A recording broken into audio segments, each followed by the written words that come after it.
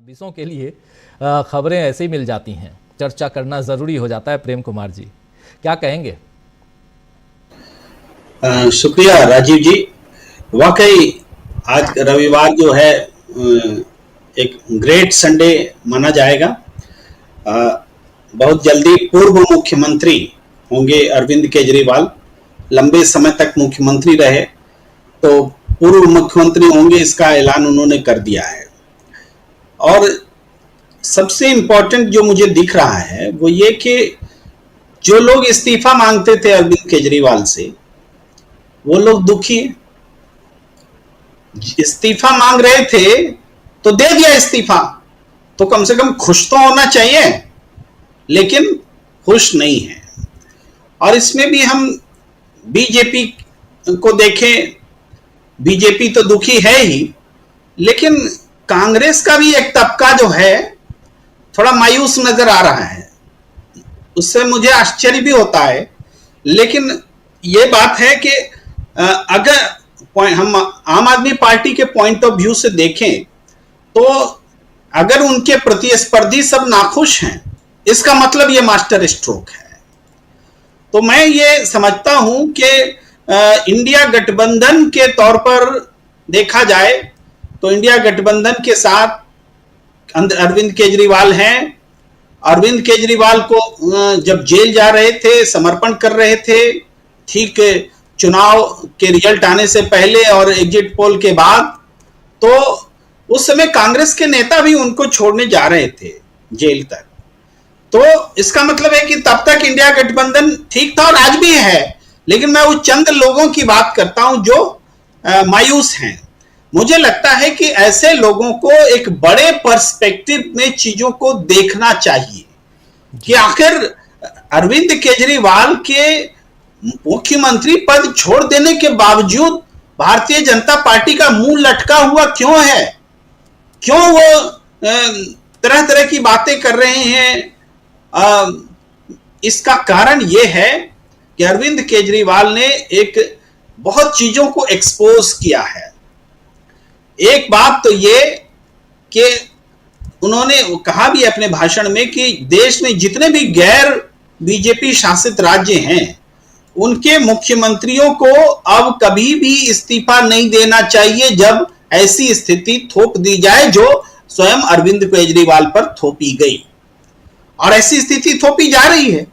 कर्नाटक के सिद्धारमैया के खिलाफ में राज्यपाल ने इजाजत दे रखी है प्रोसिक्यूट करने की, मुकदमा चलाने की, और तरह तरह के दबाव पड़ रहे हैं। हेमंत सोरेन का तो उदाहरण ही है, वो तो जेल भी गए थे, बाहर आए तो जिनको मुख्यमंत्री बना के गए थे वो कुछ दिन बाद बागी हो गए, बीजेपी में चले गए। तो बीजेपी का जो एक सेट पैटर्न बीते 10 साल में दिखा है, जिसको वो राजनीतिक रूप से हरा नहीं पाते, जनता के चुनाव में नहीं हरा पाते, तो उनकी सरकार बीजेपी की आंखों में खटकती है।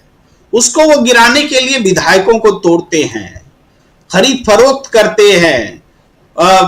इसके अलावा सरकार को तरह तरह से सीबीआई, ईडी, आईटी भेज करके उनके मंत्रियों को, उनके विधायकों को डराते हैं, ग्रिप में लेते हैं, और आखिरकार जब कुछ नहीं सूझता है तो राज्यपाल का भी दुरुपयोग करते हैं, स्पीकर तक को इधर उधर कर देते हैं। हमने महाराष्ट्र में देखा है किस तरीके से चीजें बदलती हैं, दूसरे स्टेट में जाकर के अपहरण करके होटल में ठहरा कैसे भी सरकार गिरा देते।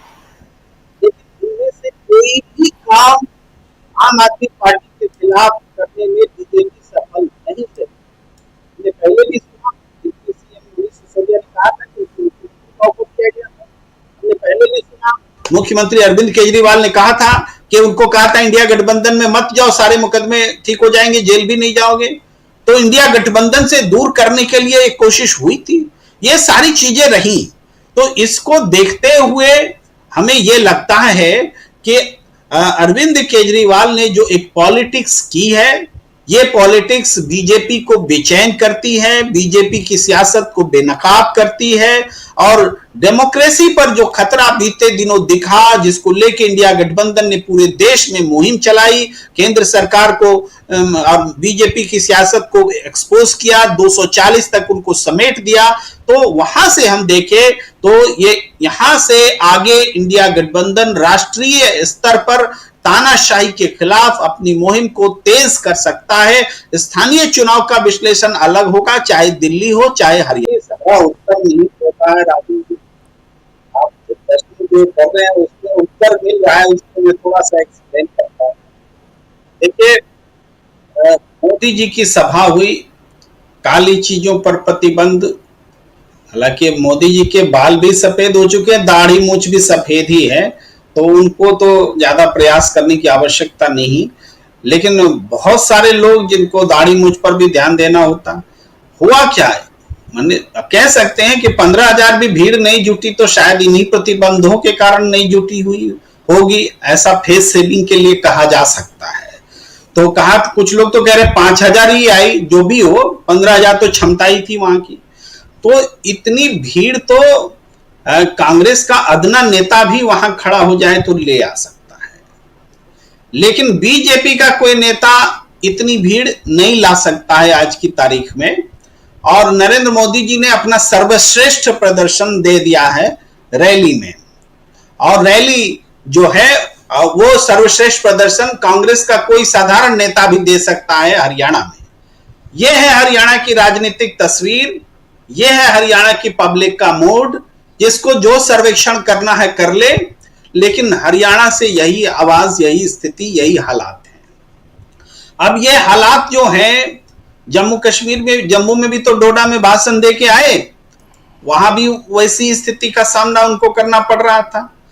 भाषणों में निराशा, कोई उम्मीद नहीं, केवल नेगेटिव बात के राहुल ने ऐसा कर दिया, कांग्रेस ने ऐसा कर दिया। ऐसा लग रहा था कोई बच्चा अपनी माँ से अपने साथी की शिकायत कर रहा है कि देखो उसने हमें ऐसा बोल दिया, उसने हमें ऐसा बोल दिया। तो ये अवस्था कब होती है? ये अवस्था जब निराशा का भाव होता है, तब उनको कोई सहारा देने वाला नहीं है, तब होती है। और इसी चीज को अरविंद केजरीवाल ने पहचाना है, क्योंकि अभी जितने भी चुनाव दिख रहे हैं, कहीं बीजेपी जीतने की तो बात छोड़िए, कितना इज्जत से हारेंगे ये महत्वपूर्ण चिंता उनके पास है। हार हो लेकिन थोड़ी इज्जत से हो, चाहे जम्मू कश्मीर हो, चाहे हरियाणा हो, महाराष्ट्र हो, झारखंड हो, बिहार हो, और इस बीच में दिल्ली हो।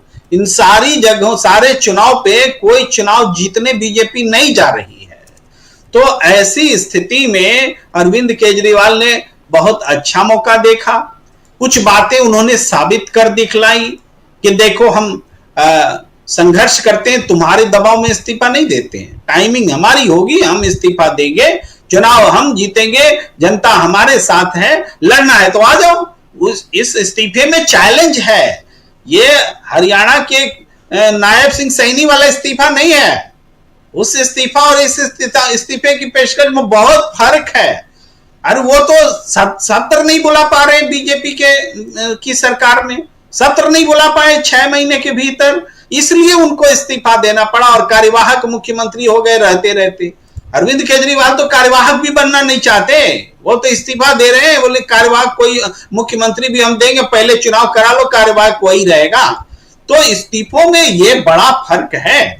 और एक बात जो मैं फिर से दोहराता हूं कि अरविंद केजरीवाल की राजनीति को लेकर के जितनी भी चर्चा है कि उनकी राजनीति ऐसी है, उनकी राजनीति वैसी है, ये राजनीति आज नहीं बनी है अरविंद केजरीवाल की, पहले से है। आरएसएस से उनका रिश्ता है, कल तक नहीं था क्या? फिर क्यों लिए इंडिया गठबंधन में? काहे आया इंडिया गठबंधन? इंडिया गठबंधन में अरविंद केजरीवाल का साथ आना या उनका स्टाइल ऑफ पॉलिटिक्स होना वो भी नया नहीं है, वो भी सबको पता है। बहुत लोग अरविंद केजरीवाल के बहुत बड़े आलोचक हैं, लेकिन फिर इंडिया गठबंधन में है इसीलिए अरविंद केजरीवाल के साथ हैं। लेकिन आज कोई परिस्थिति नई नहीं बनी है कि उन बातों को याद करके अरविंद केजरीवाल को कोसा जाए। आप कोसने का हक आप उस समय खो देते हैं जब इंडिया गठबंधन के साथ में रह करके अरविंद केजरीवाल की तारीफ कर चुके हैं, करते हैं। मैंने विश्लेषक की बात नहीं कर रहे, विश्लेषक तो हमेशा आजाद होता है, वो कभी भी कुछ कर सकता। मैं पॉलिटिकल लोगों की बात करता हूं। पॉलिटिकल लोग जो होते हैं वो अगर एक बार समर्थन कर बैठे हैं तो आज किस मुंह से आप बोलेंगे कि आरएसएस से संबंध है और इससे संबंध है और उससे संबंध है, तब तो आप भी उसी कैटेगरी में चले गए। तो इसलिए हम कहते हैं कि अगर आपने स्वीकार किया है अरविंद केजरीवाल को तो उनके संघर्षों को भी स्वीकार कीजिए, उसको डाउटफुल नजर से संघर्ष को मत देखिए।